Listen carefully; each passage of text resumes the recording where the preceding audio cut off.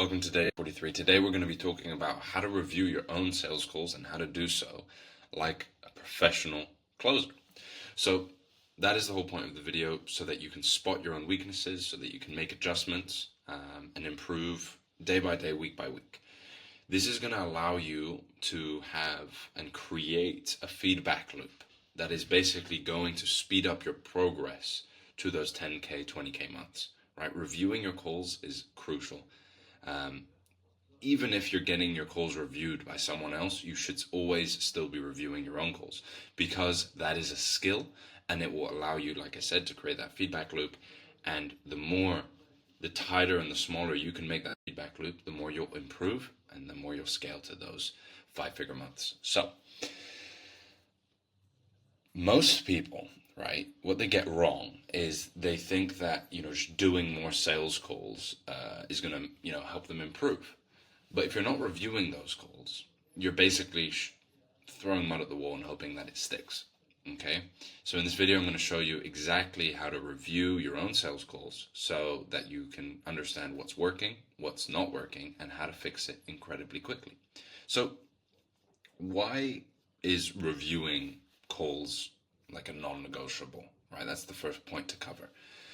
Without call reviews, mistakes are going to get repeated over and over again without even noticing. You're going to create bad habits. This is going to make it much harder to then implement good habits, right? I don't know if you've ever played sports, for example, like golf, tennis, football, whatever, right?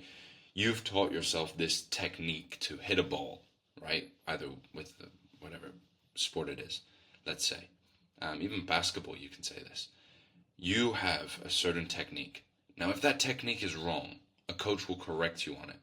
Now, what's going to happen here is, because you have the bad habit, you are consciously thinking about how to, change that habit. And that is causing you to mess up, right?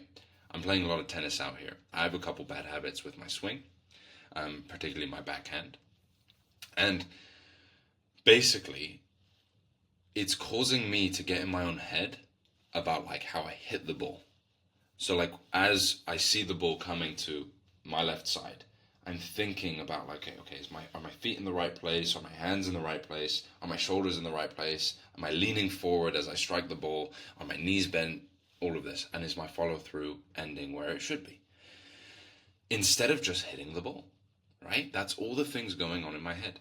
And that is causing me as well, like, it's causing me to kind of make mistakes as well. Because then I'm like, oh shit, I forgot to keep my eyes on the ball there. So I hit it wrong. I got everything else right, but I forgot to actually focus on hitting the ball. So it can cause you to make mistakes, right? You don't want to build these bad habits, because creating and changing those bad habits, it takes time, and it's going to cause you to make mistakes. When, if we review our calls from the first place, these mistakes and these bad habits aren't going to be happening, and we can get rid of them before they even come up and before it's hard to change them, right? So that is kind of how you need to think about it, because you need to be in like that flow state, right? When you're on sales calls, you're in a flow state. You know what you're doing. You have the confidence. You don't need a script. You don't need a framework. It's there. You back yourself. You have the confidence. You have the tonality. You know what you are doing, and you know how to react to everything. You're ready. You're prepared.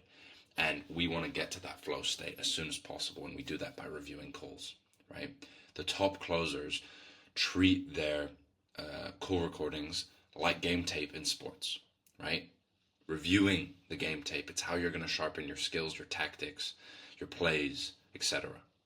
And reviewing your calls is going to shorten the learning curve within sales dramatically, right? And the beauty of call reviews, you can call review role plays. So that is something that you can start now. You don't need to be on an offer to review your calls. You can have the framework and the script up on here, and the goal there that you're reviewing, the role play, and you're reviewing it, and you're starting to see, okay, this is where I'm going wrong, this is where I'm going right, I missed the framework here, I missed that. So then when you next take a call, you're aware of those mistakes. You can even have them up here, like on a post-it note, for example, on your laptop, and then you can not forget those, and then you can review again, bang, bang, bang, okay, this is what I missed, I did that, I implemented that correctly, bang. and it becomes like a skill. So we want to get very good at reviewing our calls. So this goes very well and transitions very well into the 3-phase call review framework, right? The first phase, structure check, right? That is what we're checking first. Did I follow the sales process from start to finish? Did I transition well from framing to the problem to the solution to the consequence to the pitch to objection handling? Did I do that well? Was there, a clear, attempt, you can say, that I went for the close? Was it maybe a bit too obvious? Did I sound too much like a salesperson in some instances, right? So this is the structure check. This is where it's important to see, are we following structure? Is there structure there? Does it need to be tweaked? Where did I miss out on?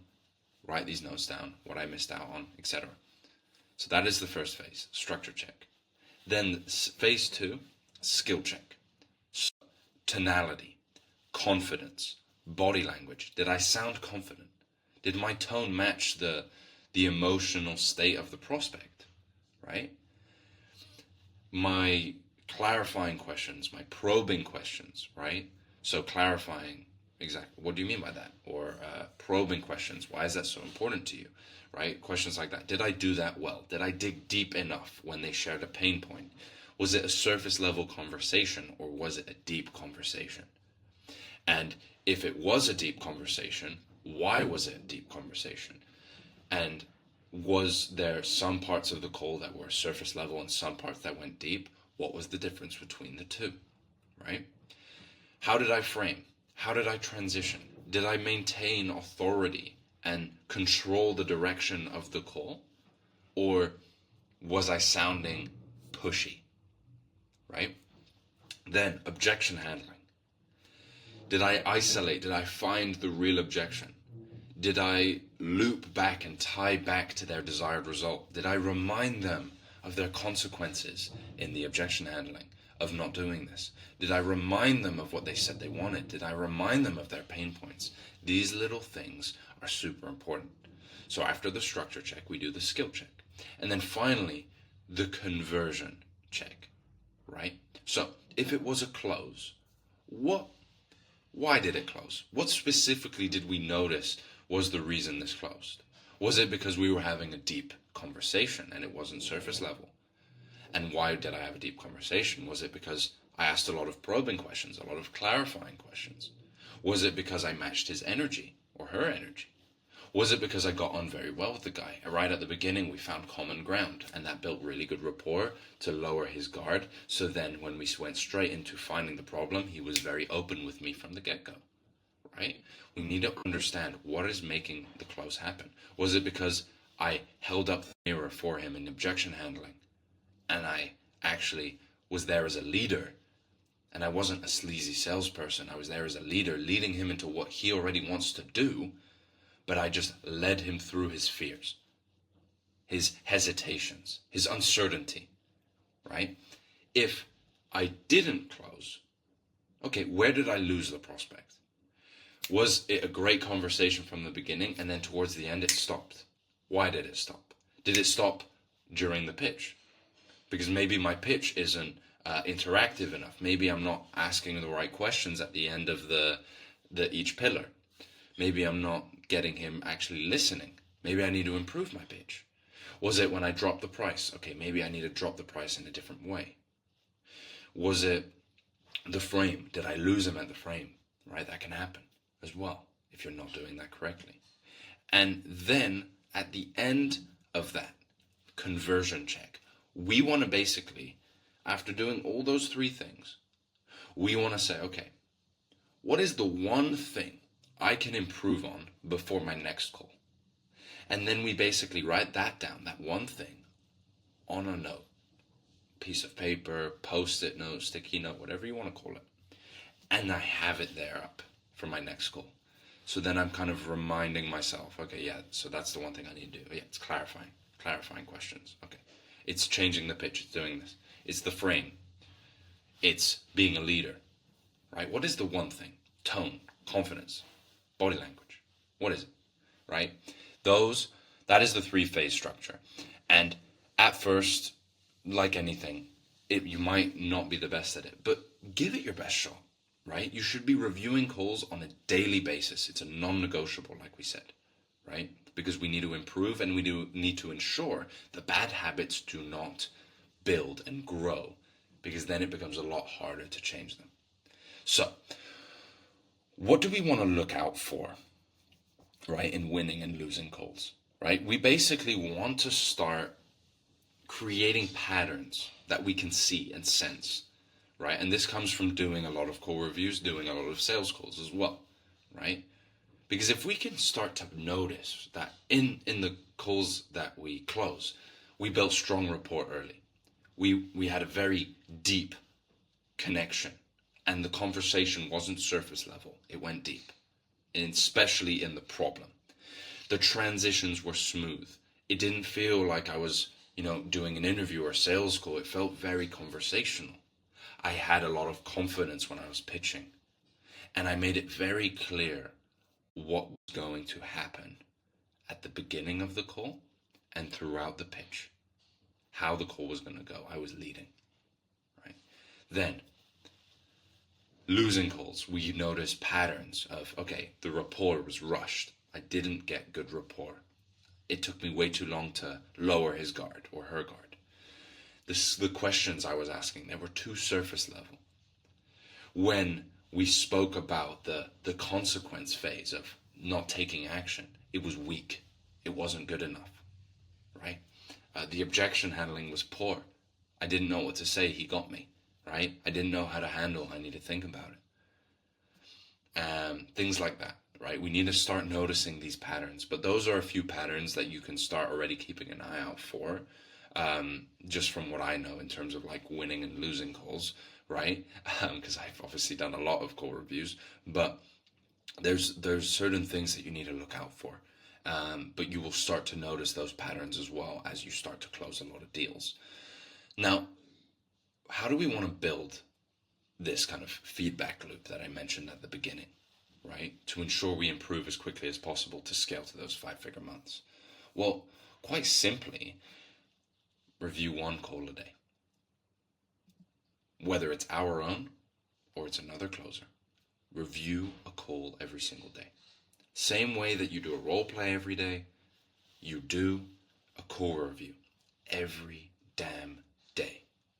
And at the end of the call review, you write down one takeaway from that call review and one change to make for your next call. And obviously, like I said, if possible, maybe review with a mentor, a coach, to get another perspective on your call. Or maybe get your call reviewed by someone else as well. Because it's super important, because what you see as a beginner is very different to what a veteran or a master closer or master at sales sees. You see very different things, right? So it's important that you are ensuring that you are actually implementing the right things. But this video, in terms of how to review your calls, is going to allow you to get a good baseline. But again, always seek out for improvement every single time. Now, what I would say after this video, if you have a sales call recording, great. If you have a role play recording, great. If not, get a role play recorded right after this. Then I want you to review it with this framework that I've given you. And I want you to identify a weak point and focus on fixing that in your next 5 calls.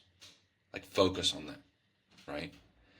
And if you're not reviewing your calls, you are simply just not going to progress. You're leaving money on the table, and you need to start building the consistency, the feedback loops, because all the 10K, 20K, 30K plus per month closers have is consistency. That's the only difference. So start doing your reviews today, and you will see how quickly you will start to improve. All right? I'll catch you guys in a bit, and I'll see you guys tomorrow.